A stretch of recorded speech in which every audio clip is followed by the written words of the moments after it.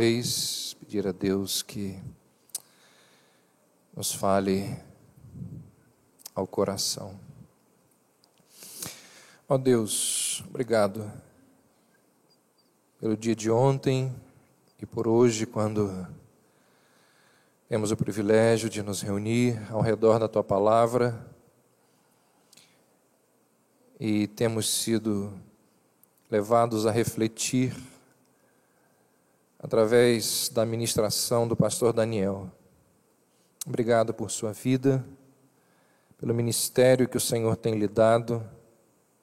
Obrigado pelo companheirismo, pela amizade.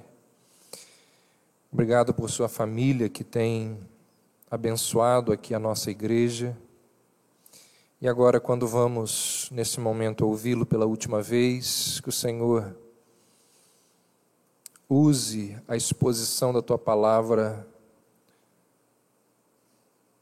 para atingir os nossos corações, muitas vezes impermeáveis, cínicos, duros, desconfiados e descrentes. Nós assim oramos e te pedimos, em nome de Jesus. Amém.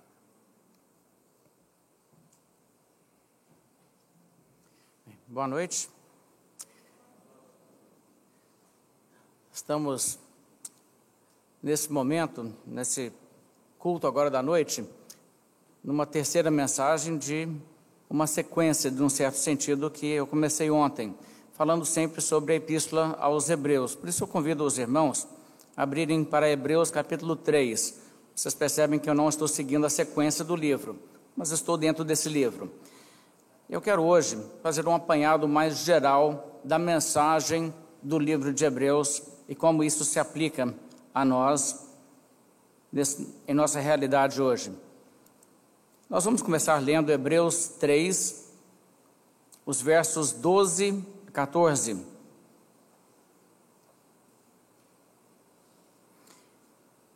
Hebreus 3, verso 12.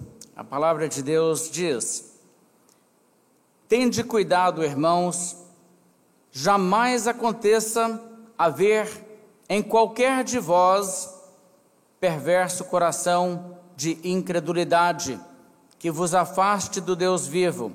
Pelo contrário, exortai-vos mutuamente cada dia, durante o tempo que se chama hoje, a fim de que nenhum de vós seja endurecido pelo engano do pecado. Porque nos temos tornado participantes de Cristo, se, de fato, guardarmos firme até o fim a confiança que desde o princípio tivemos. Passe agora para o capítulo 10 de Hebreus. Eu vou ler alguns versos nesse capítulo também, são os versos onde concentraremos nosso estudo nessa noite. Hebreus 10, 35 a 39. E nesse capítulo 10, a Bíblia diz, verso 35, Não abandoneis, portanto, a vossa confiança, ela tem grande galardão. Com efeito, tendes necessidade de perseverança, para que, havendo feito a vontade de Deus, alcanceis a promessa, porque ainda dentro de pouco tempo aquele que vem virá e não tardará. Todavia, o meu justo viverá pela fé, e, se retroceder, nele não se compraz a minha alma. Nós, porém, não somos dos que retrocedem para a perdição. Somos, entretanto, da fé para a conservação da alma. Como eu disse pela manhã, o livro de Hebreus é escrito em um período de perseguição à Igreja de Cristo. Existe essa hostilidade que a igreja está enfrentando, e a perseguição traz à tona algumas realidades que podem não estar visíveis em momentos de tranquilidade. Nós, hoje, na nossa realidade brasileira, não estamos vivendo um período de perseguição intensa. Eu digo perseguição intensa porque alguma perseguição sempre existe, não é? alguma discriminação, alguma oposição e até mesmo algumas consequências na sociedade de seguir a Cristo. Sempre resultarão, todos aqueles que viverão piedosamente em Cristo Jesus serão perseguidos. Mas nós não passamos um pedaço realmente muito difícil em nossa realidade brasileira neste momento da história. Na verdade, em tempos idos, a igreja no Brasil já passou bastante perseguição. Já houve mártires pela fé evangélica no Brasil e já houve bastante oposição. Eu conheço pessoas que tiveram, em seu tempo de vida, demolido o que foi edificado para ser templo da adoração de Deus por opositores. Então, esse tipo de coisa já houve mais intensamente em tempos passados. Mas a realidade é que nós vivemos tempos comparativamente brandos. Mas e se viesse perseguição? Perseguição ferrenha, severa, de pagar com a vida pela sua fé em Cristo. Quantos crentes no Brasil abandonariam a Cristo? Quantos? Na realidade, irmãos, a resposta é nenhum. Nenhum. Agora sim, muitas pessoas abandonariam a igreja, muitas pessoas que se dizem crentes se desassociariam de Cristo. Isso acontece, isso é típico em situações de perseguição. Mas crentes de verdade abandonarem a Cristo? Não. Isso não aconteceria, isso não acontece. E isso é uma realidade que deve ser compreendido. Vamos pensar sobre isso. Qual é o nível de compromisso mínimo necessário para ser um discípulo de Jesus? Ouça Jesus, ele expressou assim: quando grandes multidões o seguiam, Jesus se virou para as multidões e disse: se alguém vem a mim e ama seu pai e mãe e mulher e filhos e irmãos e irmãs e ainda sua própria vida mais do que a mim, não pode ser meu discípulo. E qualquer que não tomar a sua cruz e vier após mim, não pode ser meu discípulo.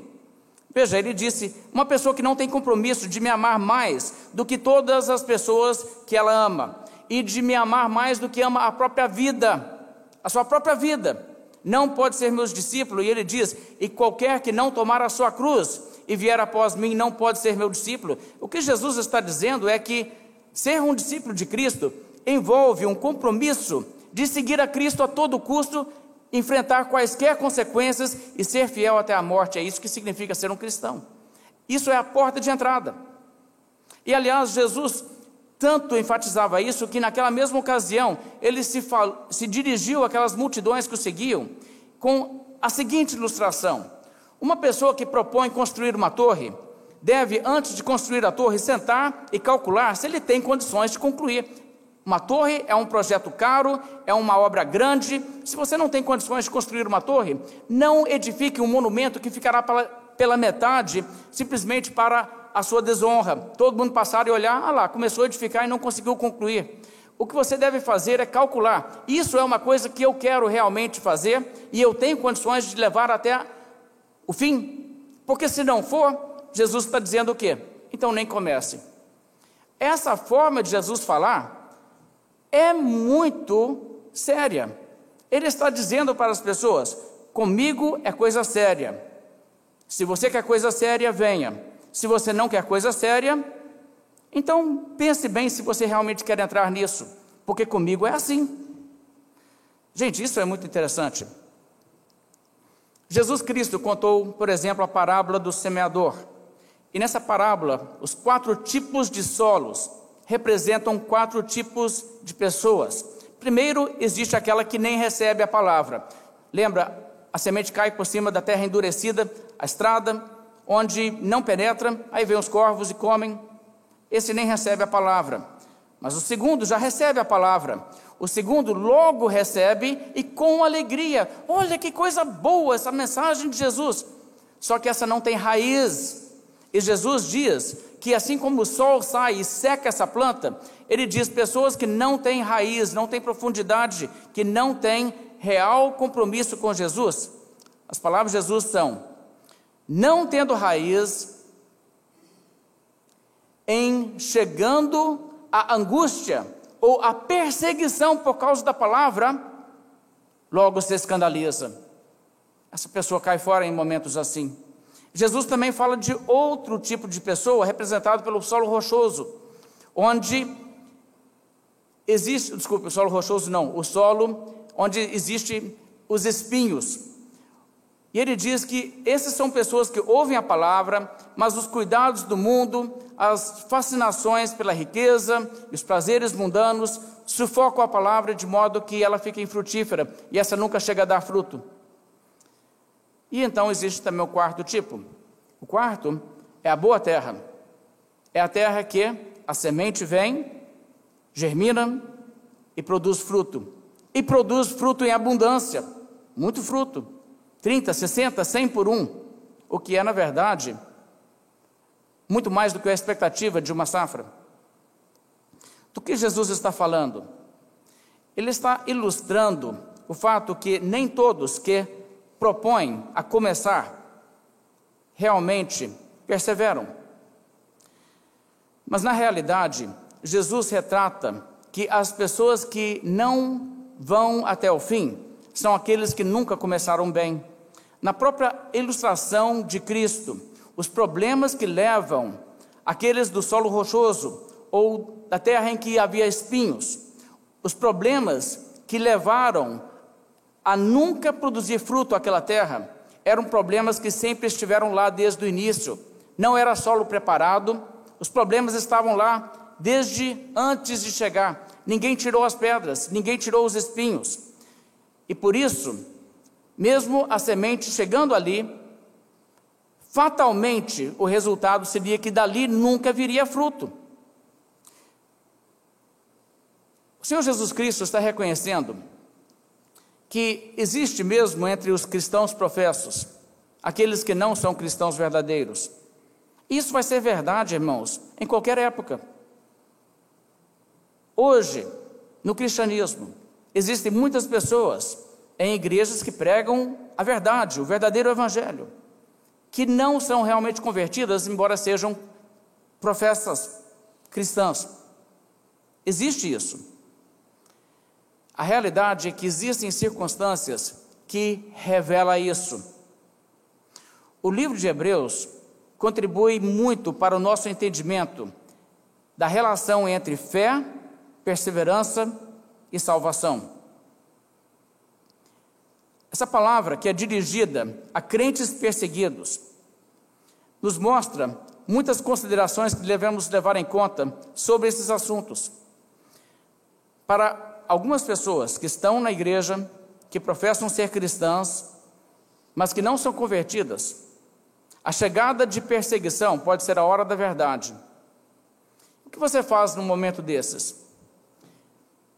Uma pessoa que realmente nunca foi convertida, mas o compromisso dela é muito menos do que deveria ser para realmente dizer, essa pessoa se converteu, mas ela se considera crente, se considera cristã. No momento de perseguição, isso vai se revelar. E é um momento de você abordar essa pessoa e dizer para essa pessoa, olhe, você precisa ter um compromisso com Jesus, do tal tipo, que garantirá que você nunca abandonará a Cristo. Porque cristianismo é isso. E se essa pessoa então não é convertida, bem, gostaríamos que ela então fosse ganha agora, que agora ela reconhecesse o fato que na verdade ela não tem tido um compromisso autêntico com Cristo, e que então ela agora seja ganha. Em relação aos crentes reais, quando chega a perseguição, bem, os crentes verdadeiros não são imunes a tentações. O desejo de escapar do sofrimento é natural, e ninguém gostaria de sofrer.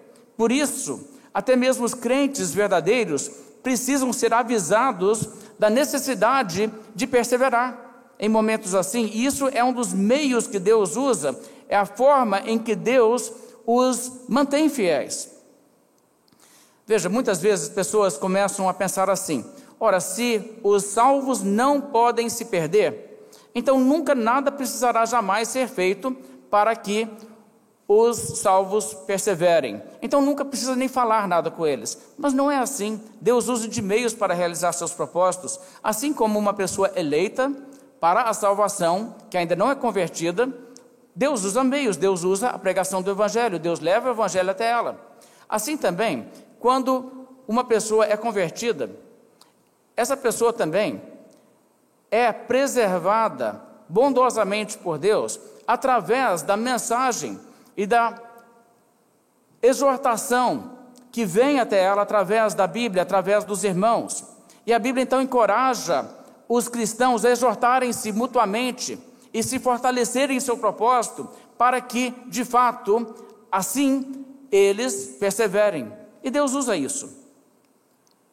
Agora, no entanto, quando falamos aqui sobre a epístola aos Hebreus, devemos reconhecer o seguinte: o autor de Hebreus trata os seus leitores como cristãos. Ele os chama de amados irmãos que participais da santa vocação. Isso, é claro, não é uma declaração absoluta de que todo mundo que vai ler essa epístola realmente é convertido. É uma forma geral de tratar o povo de Deus. Você sabe que uma pessoa diz que ela é cristã, você a trata como cristã, a menos que haja motivo forte para concluir o contrário. Você entende? Esse homem me diz que ele é crente, essa mulher me diz que ele é crente, eu aceito a profissão de fé. E é assim que devemos fazer.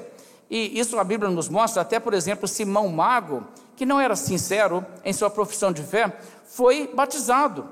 Foi batizado porque ele disse que ele cria, e ninguém olhou para ele e disse: não sei se eu acredito em sua profissão de fé não, eu vou te observar durante 10 anos, depois a gente resolve. Você está vendo? Não é dessa maneira.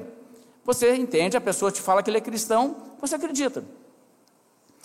Você pelo menos dá a consideração em relação a isso.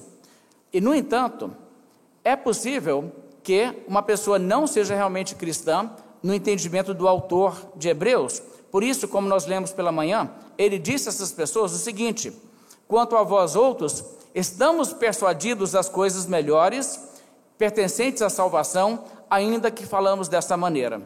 E o que ele está dizendo é: olha, eu creio que vocês são cristãos, mas eu tenho que falar dessa maneira. Eu preciso falar dessa maneira, porque eu não sei. Não conheço, não vejo o coração de cada um de vocês. Isso é muito semelhante ao apóstolo Paulo, que escreve aos Coríntios, e ele os chama de santos.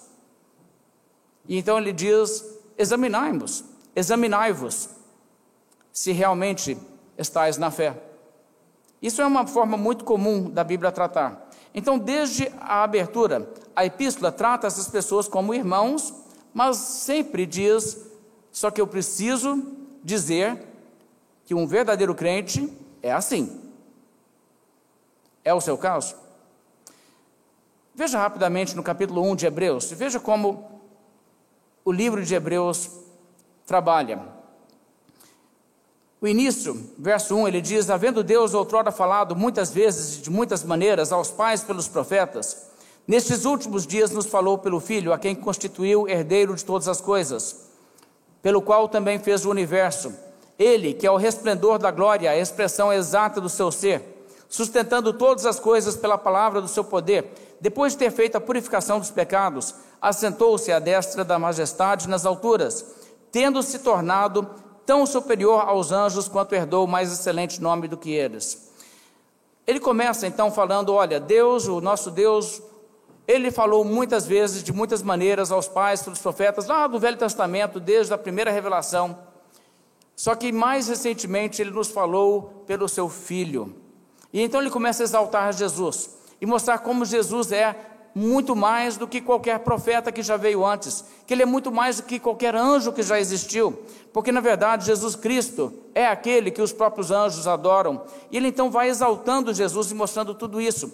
E ele faz assim para chegar no capítulo 2 e fazer a seguinte aplicação. Ele diz: olha, agora, se tudo que foi palavra de Deus transmitida anteriormente por um profeta ou por um anjo que fosse, se tudo aquilo era tão importante que qualquer pessoa que desobedecia se tornava culpado diante de Deus e trazia sobre si um juízo muito severo, imagine quanto mais severo agora que vem o próprio Senhor Jesus, sendo Ele quem é. Sabe, é tipo aquela parábola do Senhor Jesus que disse: O dono lá da propriedade mandou um servo e as pessoas maltrataram. Mandou outro servo e as pessoas maltrataram. Por fim, ele disse: mandarei o meu filho, e eles maltrataram. É mais ou menos isso. Olha que coisa mais grave. Capítulo 2, verso 1. Por esta razão importa que nos apeguemos com mais firmeza às verdades ouvidas, para que delas jamais nos desviemos. Pois se tornou firme a palavra falada por meio de anjos, e toda transgressão ou desobediência recebeu justo castigo.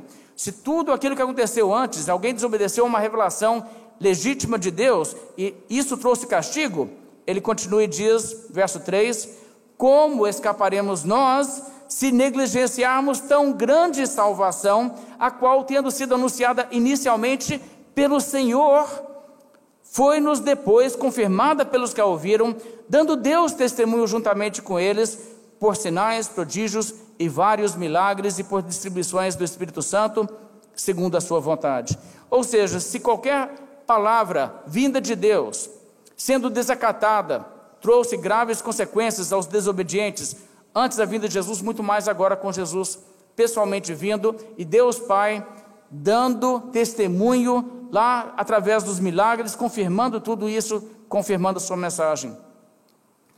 Agora é importante notar o compromisso que o autor de Hebreus faz questão que os seus leitores tenham. Vocês notaram bem isso aqui no verso 1 do capítulo 2? Veja novamente. Por esta razão, importa que nos apeguemos com mais firmeza às verdades ouvidas, para que delas jamais nos desviemos. Olha que interessante. O que ele está dizendo? Ele está dizendo, diante do quadro difícil que enfrentamos, ele tem uma preocupação com seus leitores. Em vários momentos da epístola, como no final do capítulo 5, onde ele expressa, olha, na verdade, a essa altura, já deveria ser fácil falar sobre assuntos complexos com vocês, devido ao tempo decorrido que vocês já estão no meio da igreja, mas vocês, na verdade, têm aproveitado pouco para crescer, e vocês estão muito imaturos, precisando meio que de leite em vez de alimento sólido, e ele meio que repreende o fato que o compromisso que ele detecta nessas pessoas não é exatamente o que ele gostaria de ver. Aqui também ele faz isso, ele fala, olha, a questão é a seguinte, você precisa ter um compromisso com Jesus, importa que nós nos apeguemos com mais firmeza. Mais firmeza, quanta firmeza? Firmeza tal para que dessas verdades jamais nos desviemos. Venha o que vier, aconteça o que acontecer, nunca nada nos separe do nosso compromisso. Existe um receio de que nem todos os que professam crer em Cristo possuem suficiente apego às verdades do Evangelho para que não venham a virar as costas no Evangelho diante da crescente oposição. Então ele diz, se não for assim, não dá. Tem que ser assim. Jesus é o Messias, Ele é a verdade, você tem que ter um compromisso de segui-lo e nunca pensar em voltar para trás. Menos lealdade que isso é inaceitável e não vai dar certo. Bem, assim ele prossegue. No capítulo 3, ele começa fazendo um contraste entre Jesus e Moisés. Ele diz, olha, Moisés foi fiel em toda a casa de Deus, em tudo que Deus deu a Moisés, Moisés foi fiel, mas ele diz, Jesus tem sido considerado digno de tanto maior honra do que Moisés, quanto maior honra do que a casa tem aquele que estabeleceu. Sabe, Moisés era um servo na casa, Jesus é aquele que estabeleceu a casa. Ele diz porque aquele que estabeleceu todas as coisas é Deus, e é o caso de Jesus. Então ele está mostrando, olha, Jesus, ele é mais do que Moisés. E ele então começa a traçar um paralelo muito interessante. Veja só, os hebreus, os cristãos hebreus e os judeus em geral, haviam crescido desde menininhos, aprendendo aquelas histórias do Velho Testamento, do Êxodo, assim como nós que somos criados na igreja cristã. E nós aprendemos o seguinte, o povo de Israel errou tanto porque Deus levantou a liderança de Moisés e o povo foi incrédulo. E o povo quis voltar para o Egito. E o povo levantou-se Coré e Datã e rebelou contra a liderança de Moisés. E você lê aquelas histórias e você vê aquilo e você diz: gente, mas por que o povo não foi fiel? O homem que Deus levantou entre eles era Moisés. O povo podia ter cooperado mais. E a tentação, é claro, na mente de todos nós é dizer o quê? Mas se eu estivesse lá, eu teria ficado do lado de Moisés. Ok? É muito ótimo pensar assim. Só que o que ele está mostrando é o seguinte: só que agora está aqui entre nós alguém maior que Moisés, que é Jesus. E você que viveu a vida inteira pensando assim: muito feio as pessoas não terem sido leais a Moisés, você vai ser desleal a Jesus? Está vendo? É isso que ele está mostrando. Jesus, na verdade, é digno de toda a nossa lealdade. Ele mostra que sob a liderança de Jesus está em andamento uma espécie de um novo êxodo para uma nova terra prometida, uma nova Canaã, por assim dizer, que na verdade é o paraíso celeste. Mas assim como nem todos que saíram sob a direção de Moisés entraram na terra prometida, ele diz, corre-se o risco aqui de nem todos que propuseram sair atrás de Jesus chegarem na terra prometida aonde Jesus conduz. Eu quero ler a partir do verso 6 aqui no capítulo 3.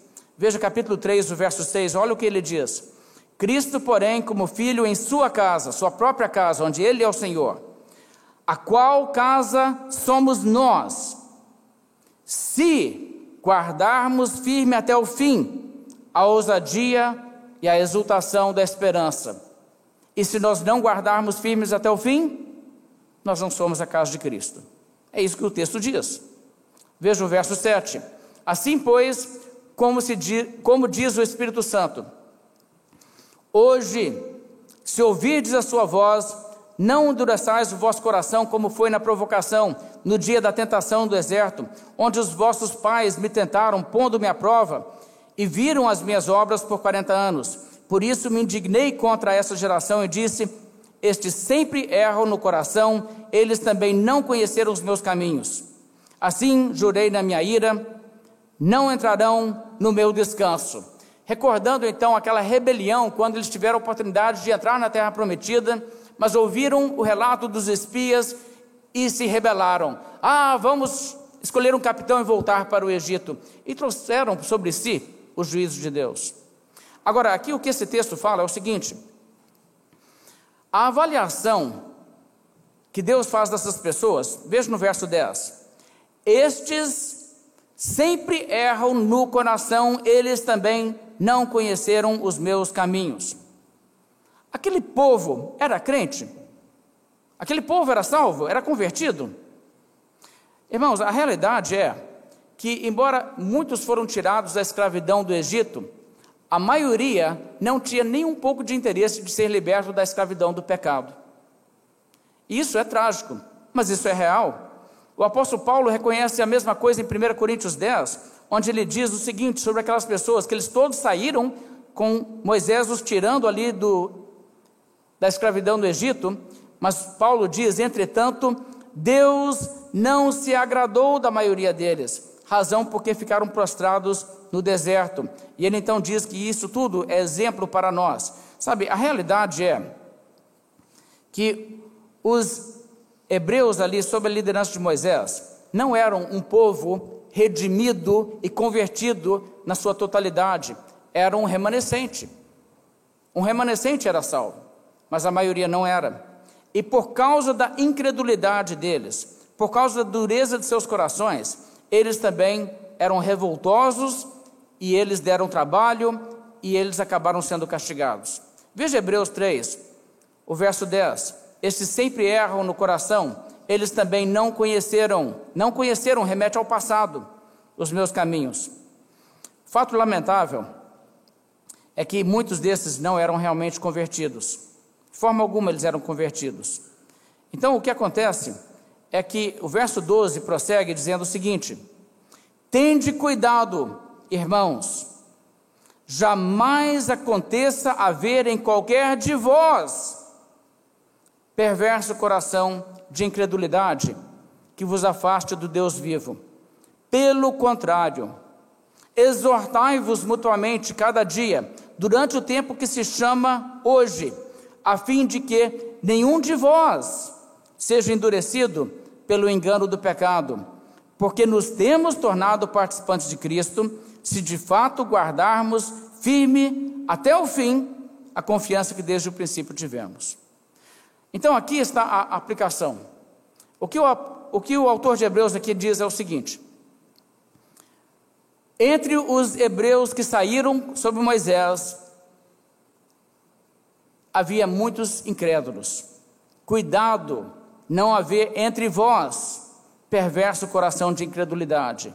Porque o que o perverso coração de incredulidade faz é que ele te afasta do Deus vivo, ele te leva para longe da verdade. Cuidado, para que nenhum seja endurecido pelo engano do pecado. Eu acho que eu vou dar um tempo nessa coisa de igreja, sabe? Acho que eu vou me afastar um pouquinho, a coisa está muito feia para o meu lado, acho que eu vou dar um tempo. Cuidado, o pecado é enganoso. E ele está dizendo, se houver um coração incrédulo em você, que professa ser crente, então você na verdade não é salvo. E isso vai te levar para longe. Sabe por que aquelas pessoas não puderam entrar na terra prometida? Veja no capítulo 3, o verso 19. Verso 19 diz: vemos, pois, que não puderam entrar por causa da incredulidade. Eles não eram pessoas crentes, eles não eram convertidos.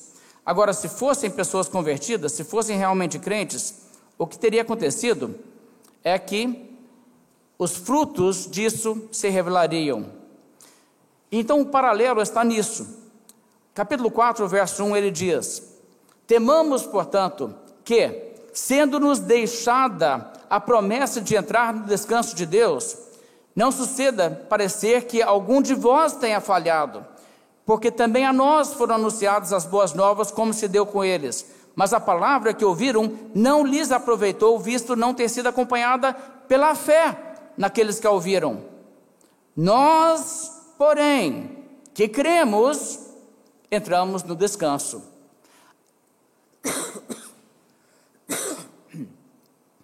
Agora observe bem o que o texto está dizendo. Dois tipos de pessoas naquela época. Havia naquela época incrédulos.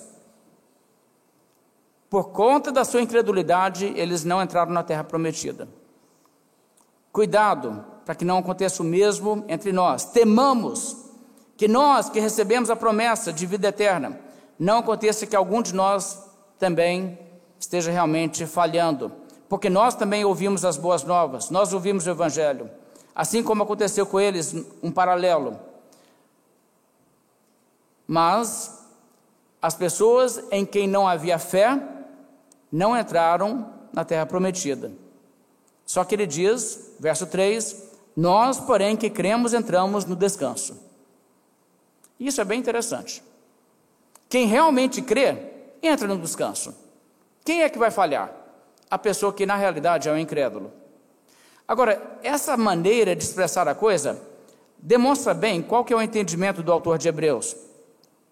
Ele não acredita que o que acontece é que verdadeiros crentes perdem a fé e acabam apostatando. O que ele entende é que existem pessoas que entendem que são cristãs, mas que na verdade não são realmente crentes. Os que creem entram no descanso. Agora eu quero que você observe bem os versos 6 e o verso 14, porque aqui a teologia do autor de Hebreus se torna muito clara. Veja o que ele diz no verso 6 novamente. Cristo, porém, como filho em sua casa. Cristo é o filho sobre a sua casa. A qual casa somos nós?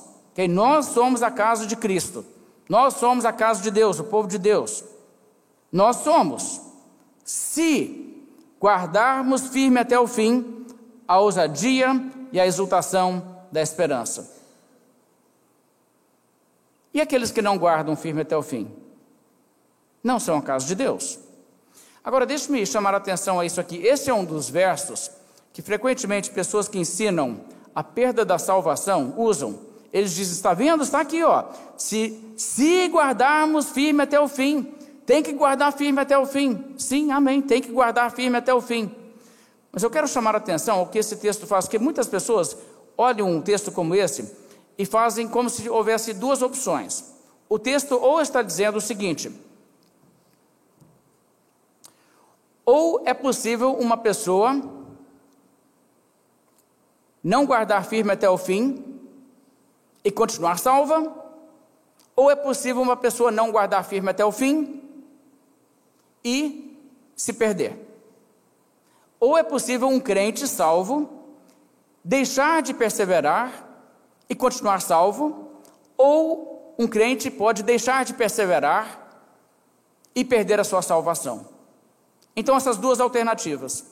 Agora, eu espero que você perceba que nenhuma dessas duas é a correta. O que o texto está dizendo, na verdade, contradiz isso. Se você olhar como se essas fossem as alternativas, você não está entendendo o texto. Porque o que o texto diz realmente é o seguinte: pessoas que realmente são convertidas guardam firme a sua confissão de fé até o fim. Elas não apostatam, elas não abandonam. E nós somente realmente somos casa de Deus hoje, se nós guardarmos firme até o fim nossa confissão. Leia novamente comigo o verso 6. A qual casa somos nós? Somos no presente, se guardarmos firme até o fim, no futuro, até o fim é no futuro, a ousadia e a exultação da esperança. Deixa-me ilustrar o que significa isso. Esse texto está dizendo o seguinte: se no futuro nós não guardarmos firme até o fim nossa esperança, o que fica comprovado é que no presente nós não somos a casa de Deus. Nós não somos realmente crentes hoje, se nós não perseverarmos no futuro até o fim. Isso é o que os tempos verbais mostram. A condição é, isso é verdade no presente, se no futuro for assim. Se no futuro não for assim, então isso não é verdade sobre a nossa condição presente. Nós não somos a casa de Deus no presente. Isso é como se fosse o seguinte: imagine você chega a um joalheiro com uma pedra que você encontrou, você acha que é uma coisa de valor, mas você não sabe nada disso, e você chega lá, e a pessoa diz para você: olha, parece que é um diamante.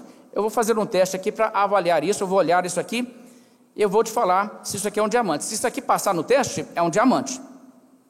Agora veja o que eu falei: se isso aqui passar no teste, é um diamante.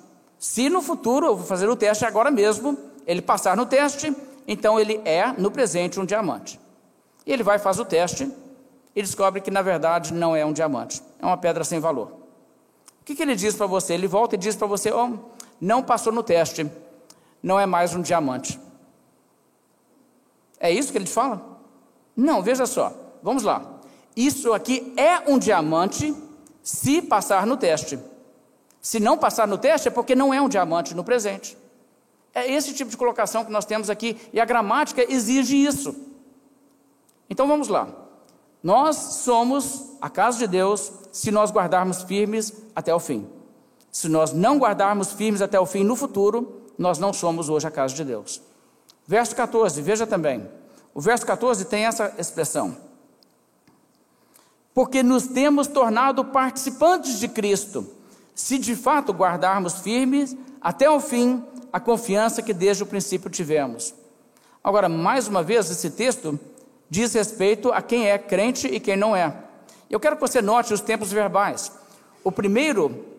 A primeira parte do verso diz: nós temos tornado participantes de Cristo. Isso está no presente, no passado ou futuro? Isso está no passado.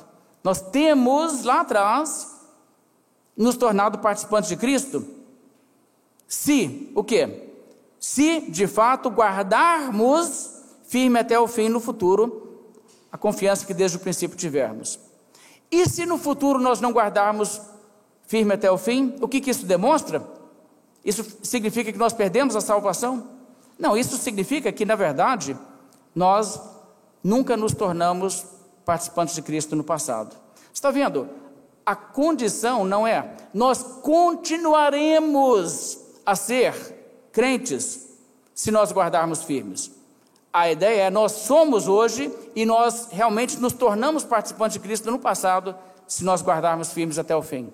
Então, na verdade, o que esse texto aqui está dizendo, irmãos, totalmente desbanca a teoria de que existe perda de salvação, que crentes verdadeiros estão sujeitos a acabar não perseverando, que os eleitos de Deus podem experimentar a salvação, caminhar durante algum tempo e depois apostatar de Cristo e não seguirem a verdade. Não é dessa maneira, irmãos. A realidade é que o livro está nos dizendo a legitimidade da sua conversão passada e a realidade da sua fé presente será demonstrada ou não conforme a sua perseverança. A realidade é que o próprio livro de Hebreus aqui está nos demonstrando o que determina o sucesso ou o fracasso de uma pessoa que professa ser cristã. A pessoa que é a casa de Deus guarda a fé. A pessoa que realmente se tornou no passado participante de Cristo guarda a fé. Agora, por outro lado, existem pessoas que não perseveram. Quem são essas pessoas?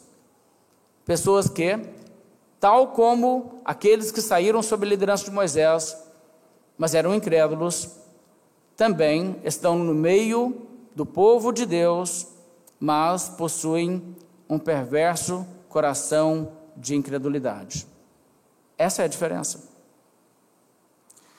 Vamos para o capítulo 10, e eu quero ler os versos lá que nós lemos inicialmente. No capítulo 10, existe essa exortação de guardar firme a nossa confiança, de não abandonar a fé em Cristo.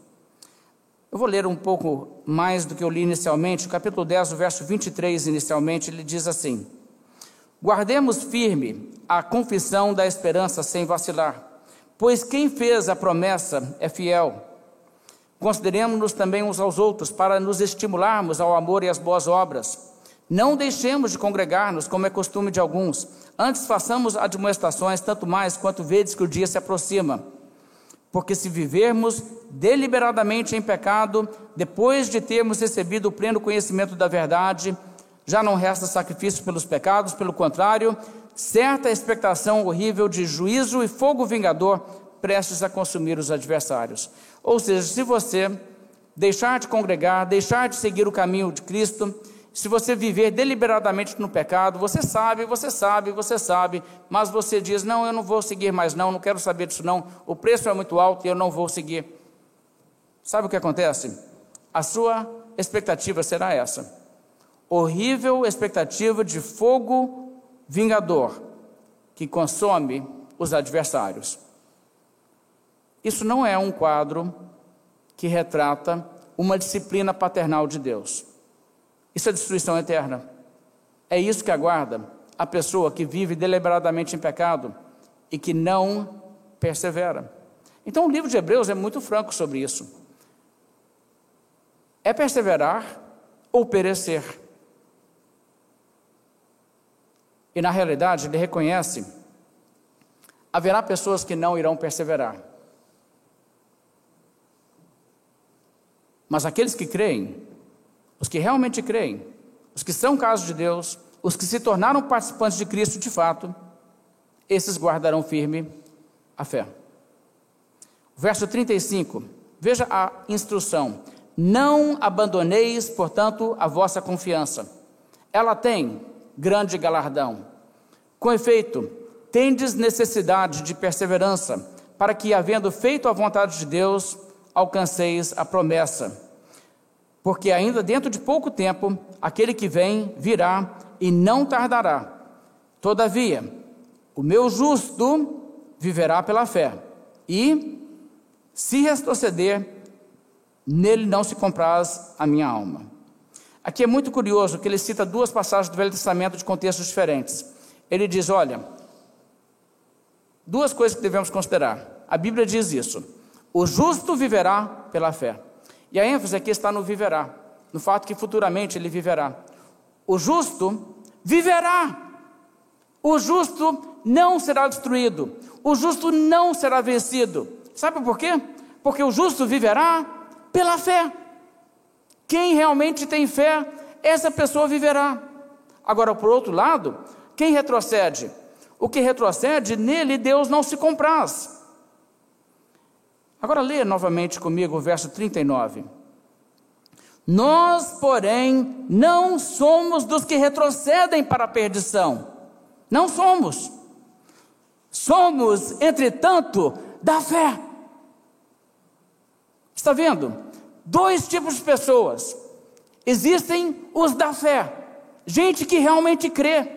E quem tem verdadeira fé não retrocede. Existem os que retrocedem, mas nós não somos os que retrocedem. Somos, entretanto, os da fé para a conservação da alma. Irmãos, isso aqui é a doutrina da perseverança dos santos. O livro de Hebreus fala assim sobre a necessidade de perseverança, mas o livro de Hebreus não ensina que crentes, verdadeiros crentes, acabam se perdendo porque perseverar é necessário e nem todos dão conta. Não é isso que ele ensina. O livro de Hebreus ensina que as pessoas que retrocedem não são os da fé.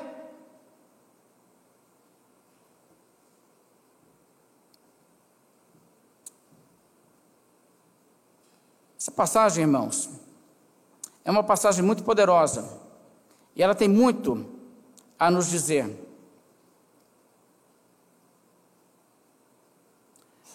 O livro de Hebreus tem essa compreensão de que há dois tipos de seguidores eventualmente na igreja. Haverá na igreja alguns que não são realmente da fé. E é, portanto, necessário ensinar na igreja e expressar isso. Examinai-vos se realmente estáis na fé. Mas existe também seguidores fiéis a Cristo, seguidores que não retrocedem, os que conservam a sua alma. Pessoas como os fiéis do capítulo 11 de Hebreus, como Moisés, que preferiu ser tratado como os hebreus e maltratado do que usufruir prazeres transitórios do pecado. Pessoas como aqueles que foram perseguidos, maltratados, cerrados no meio, sujeitos à prova de escárnios, açoites e tudo mais, mas que preferiram servir a Cristo e servir a verdade, porque eles estavam conscientes de que eles tinham um patrimônio muito superior do que qualquer coisa dessa vida. E sabe quem são essas pessoas? Os da fé. Pela fé, os fiéis fizeram isso, fizeram isso, fizeram isso. Quem tem fé verdadeira é diferente.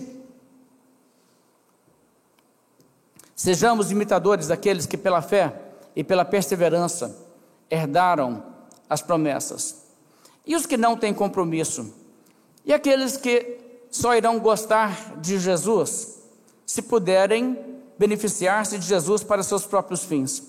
E aqueles que estão procurando uma desculpa para não crer em Jesus assim que surgirem dificuldades? Sabe o que acontece com essas pessoas? Essas pessoas se escandalizarão, essas pessoas cairão pelo caminho. Irmãos, o fato é que se você analisar bem a Bíblia, você verá que o próprio Senhor Jesus age de modo a precipitar o afastamento daqueles que são seguidores insinceros. Existe uma certa ocasião no Evangelho de Mateus, em que os discípulos de Jesus chegaram a Jesus e falaram com Jesus o seguinte: sabes que os fariseus, ouvindo a tua palavra, se escandalizaram? Sabe, Jesus, o seu jeito de falar, não sei não, está afastando as pessoas. Jesus respondeu assim: toda planta que meu Pai Celestial não plantou será arrancada. Jesus não estava tentando manter essas pessoas num bom convívio. Eles não eram povo de Deus, eles não eram sinceros, não eram salvos, não eram pessoas convertidas, e Jesus não os tratou dessa maneira. Você se lembra daquele discurso duro de Jesus em João capítulo 6? Havia pessoas que estavam ali aparecendo só porque queriam mais milagres, mais pão. E Jesus disse: vocês vieram por causa do pão, não porque vocês creram. E Jesus disse: há incrédulos entre vós. Sabe, naquela ocasião, o que Jesus fez foi deliberadamente usar de um discurso que fez com que essas pessoas perdessem o interesse em segui-lo. Ele fez foi isso. Ele começou a falar: quem não comer da minha carne e beber o meu sangue. E as pessoas olharam aquilo e falaram: duro é esse discurso, quem o pode ouvir? E a realidade é que essa forma de Jesus agir levou a muitos dos seus discípulos, entre aspas, não quererem, não seguirem mais e não andarem mais com ele. E Jesus disse que era porque havia descrentes entre eles.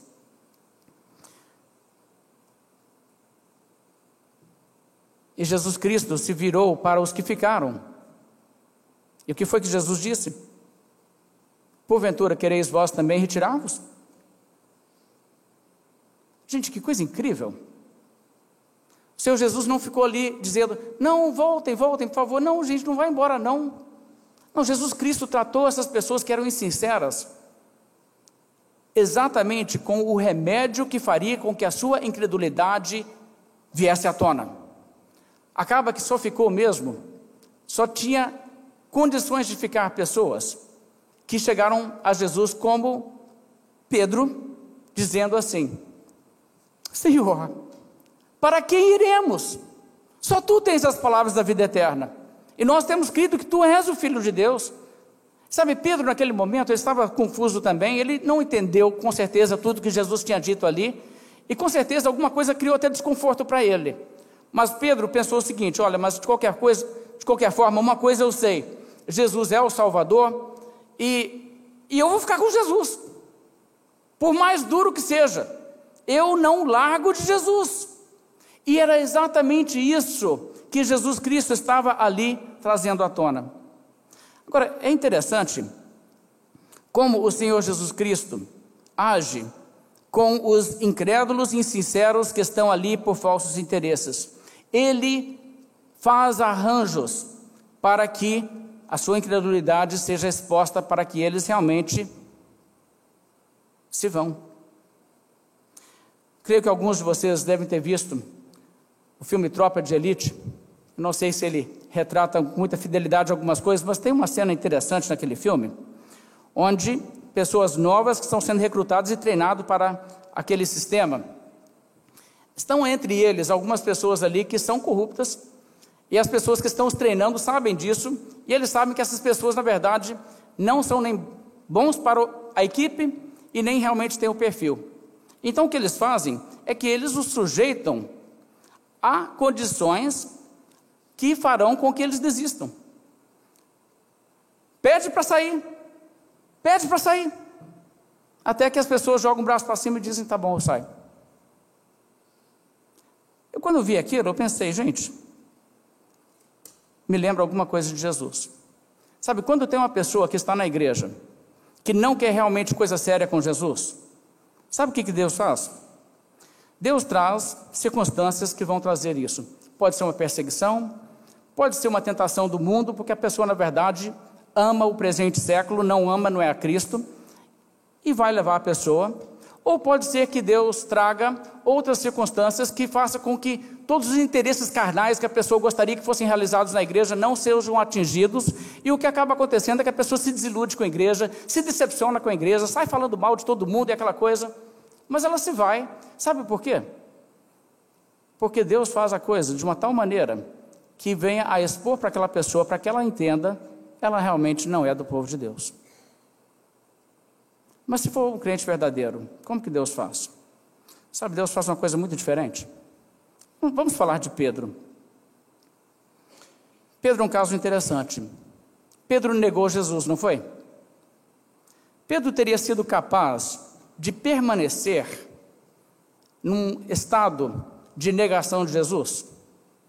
Não, ele num momento de fraqueza negou a Jesus, mas imediatamente ele chorou. Você sabe o que é interessante sobre Pedro?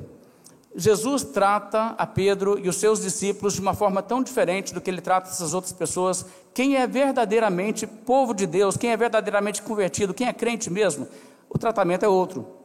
A Bíblia nos diz, por exemplo, no Evangelho de João, capítulo 18, que quando Jesus estava ali com seus discípulos e os guardas chegaram para prender Jesus, Jesus disse: a quem procurais? Disseram: a Jesus de Nazaré. Jesus disse: eu sou eu. E a Bíblia tem uma declaração interessante. João explica, ele fez isso, ele falou assim, por causa dos seus discípulos, para cumprir-se a palavra que ele dissera: nenhum eu perdi de todos os que me deu. O que a Bíblia está reconhecendo é que Jesus sabia que para o bem espiritual dessas pessoas, ele não poderia deixar que a tentação chegasse a um ápice de uma intensidade tal que os levaria a escandalizar. Então Jesus Cristo contornou a situação para que eles não fossem ali presos e sujeitos a nenhum interrogatório, nada disso naquele momento. Soberanamente ele conduz as coisas para proteger os seus. Que coisa interessante. E depois da ressurreição, Jesus conversa com Pedro. Você se lembra que Pedro havia dito para Jesus: eu nunca te negarei. Por que Pedro falou eu nunca te negarei? Porque ele era um mentiroso?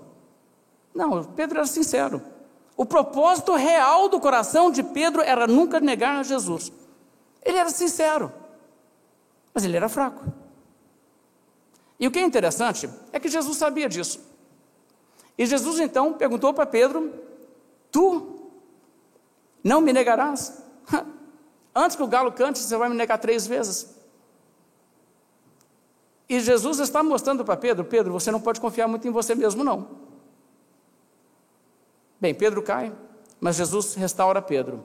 E após a sua ressurreição, Jesus conversa com Pedro e tem uma conversa muito interessante. Jesus pergunta para Pedro o seguinte: Pedro, tu me amas? Agora aí está uma pergunta interessante. Pedro amava Jesus? Sim. Judas amava Jesus? Não. Judas era um ladrão. Aquele tempo todo estava ali roubando Jesus, e aquela insinceridade toda. Mas Pedro amava a Jesus. E como é que Pedro responde? Pedro desconcertado, sem graça, né, sabendo que ele havia negado Jesus, o que ele vai dizer? Ele diz a coisa certa: tu sabes que eu te amo. O Senhor sabe. Você sabe de uma coisa? Deus conhece os nossos corações. Você é sincero? Você ama Jesus de verdade? Você tem um compromisso de seguir a Jesus a todo custo, mas um compromisso assim de verdade? Se você tem? Se você tem, Deus sabe. Pedro tinha, e Deus sabia. Jesus sabia. Então Jesus pergunta 3 vezes. E ele sempre responde. Por fim ele diz: tu sabes todas as coisas. Tu sabes que eu te amo. E você sabe o que Jesus fala? Jesus diz para Pedro uma coisa muito interessante. Ele diz: Pedro, quando você era moço, você fazia o que você queria. Mas quando você for velho, as pessoas vão te cingir, vão te levar para onde não quer. Isso era uma figura de expressão para dizer que as pessoas iriam te crucificar. Em nossa língua nós temos uma expressão que todo mundo entende. Se a gente falar assim hoje: se você fizer isso aí, você vai ver o sol nascer quadrado. Você entende a expressão. Falar naquela época: eles vão te amarrar e te levar para onde você não quer ir. Você sabe para onde que não queria ir? Era para a cruz. A forma mais horrível de execução que os romanos usavam. Jesus disse para Pedro o seguinte: olha, Pedro, você sabe o que vai acontecer um dia? Um dia você será crucificado. O que Pedro deve ter pensado? Bem, eu te digo uma coisa. Isso aconteceu na vida de Pedro. Mas Pedro ali reconheceu uma coisa. Por mais que ele havia negado a Jesus, Jesus agora lhe deu uma garantia de que ele seria fiel até o fim. E Pedro morreu a morte de um mártir por Cristo, por amor a Cristo, sem negar a Cristo. Em um momento de fraqueza ele caiu, mas Pedro perseverou até o fim. Mas Pedro aprendeu uma lição: ele não perseverou até o fim porque ele era forte, mas é a graça de Deus. Deus nos sustenta. E a forma em que Deus trata com o seu povo é esse: uma pessoa que de fato ama a Deus, uma pessoa que de fato é convertida. Deus faz com que todas as coisas cooperem para o bem daqueles que amam a Deus, daqueles que são chamados segundo o seu propósito. Porque aqueles que de antemão conheceu, a esses também predestinou para serem conformes à imagem de seu Filho. E aos que predestinou, a estes também chamou. E aos que chamou, a esses também justificou. E aos que justificou, a esses também glorificou. E Ele não perde nenhum. Vamos fazer uma oração, encerrando nossa mensagem dessa noite. Senhor Deus, nós te agradecemos porque não depende de quem quer nem de quem corre, mas do Senhor usar de misericórdia. E, ó Deus, saber que se o Senhor operou em nossos corações e nos trouxe a verdadeira fé, e se nós podemos confirmar a nossa vocação e eleição, reconhecer, ó Deus, que de fato somos salvos não por nossas obras, mas pelo fato de que o Senhor nos trouxe a verdadeira fé em Cristo. Saber que estamos seguros nos braços de Cristo. Saber que aqueles que são a casa de Deus guardarão firme até o fim a confiança que desde o princípio tivemos. Saber, ó Deus, que os da fé não retrocedem para a perdição. Saber, ó Deus, que o Senhor nos guarda de forma maravilhosa. Só Deus, isso nos conforta o coração. Ó Deus, não permita que haja entre nós perverso coração de incredulidade que nos afaste do Deus vivo, mas que sejamos, ó Deus, de fato, verdadeiros crentes, aqueles que são boa semente, boa terra, que produzem fruto a 30, 60, a 100 por um. Que o Senhor seja glorificado em nossas vidas. Te pedimos em nome do Senhor Jesus. Amém.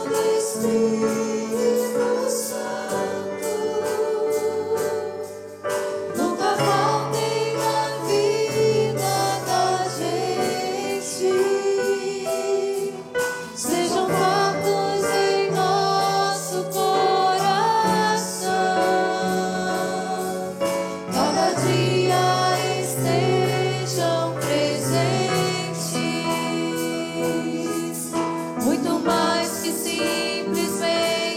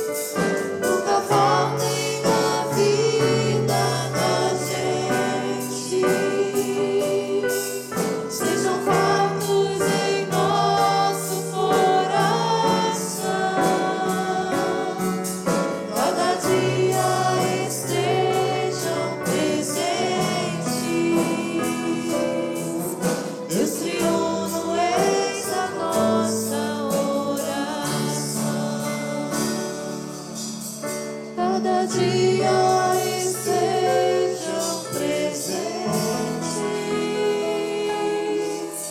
nesse ano, eis a nossa oração.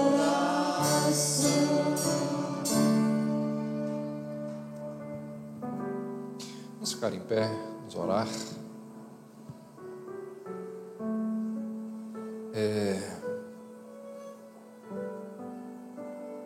Estava aqui ouvindo o pastor Daniel. Coisa boa é a gente ouvir pregador, né, gente? Digo assim, coisa boa é a gente ser ministrado. Porque a experiência que eu tenho todo domingo é de ministrar. E como é bom a gente poder sentar e ouvir a pregação da palavra de Deus. E que a gente não perca esse privilégio nunca. Que nós temos todo domingo diante de nós. E o que nós ouvimos ontem, hoje pela manhã e hoje à noite são verdades que a gente precisa estudar, ler, ouvir novamente, aprender. Que essa é uma das verdades que mais trazem consolo no nosso dia a dia. Durante a nossa caminhada cristã, muitas são as coisas, os problemas que podem nos levar a pensar que nós não somos do Senhor. Queria chamar vocês aqui à frente para a gente orar por vocês, Eni, Daniel e Britney. Eles vão embora amanhã. Vem cá. Isso. Vamos orar por vocês. Pedir que Deus os abençoe. E vamos encerrar o nosso momento aqui de culto. Ó Deus, obrigado por esse momento quando nós aprendemos da Tua palavra, quando nós somos levados novamente a refletir sobre esta doutrina tão extraordinária, que nos mostra que uma vez salvos para sempre. Não pelo nosso esforço, não pela nossa capacidade, não pelas nossas obras, mas tão somente pelo Teu poder, pela Tua bondade, pela graça do Senhor, porque aquele que começou a boa obra em nós é o mesmo que irá aperfeiçoá-la até aquele dia em que seremos levados de uma vez por todas para estarmos na Tua presença. Obrigado, ó Deus, por tudo que ouvimos ontem e no dia de hoje. Que estas verdades possam consolar e estimular o coração dos Teus filhos e filhas aqui. Despede-nos, ó Deus, em paz. Leva-nos até os nossos lares, debaixo da Tua proteção. Dá-nos uma semana de trabalho, onde nós podemos honrar e testemunhar do Teu nome por onde quer que formos. Pedimos, ó Deus, por pastor Daniel, Eni e Britney, que estarão viajando amanhã. Que o Senhor os leve em paz até a sua casa. Livra-os, ó Deus, de embaraços, de imprevistos, de problemas.